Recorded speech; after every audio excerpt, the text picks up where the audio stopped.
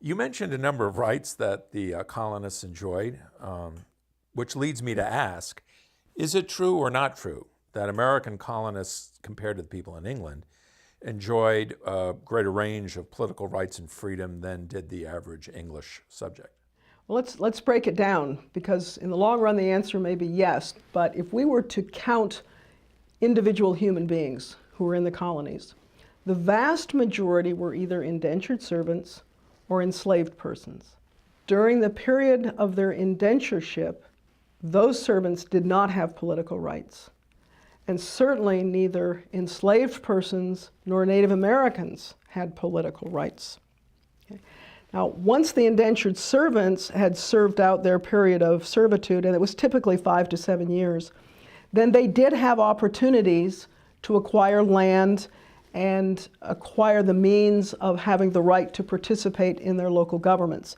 So in that respect, yes, greater economic liberty and acquiring property in turn gave rise to political participatory rights. But women, subsumed under their husbands under a legal doctrine called coverture, they had no legal rights in the colonies.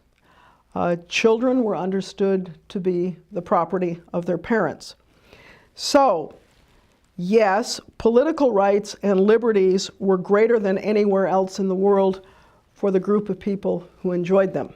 And those were primarily white males who owned land, and in different colonies had different land ownership requirements in order to vote and to hold public office. So what's important for us to remember is while the opportunities were greater, they were shared at any particular time by a very small percentage of the population. Fortunately, the abundance of free or cheap land and people wanting to come from Europe and England to acquire it eventually led to most colonists enjoying more political rights than in the mother country. Is it safe to say that a narrow band of white men in America had more rights than did that same group in England? Oh, sure. But that women and children, it was pretty much the same as was going on in England?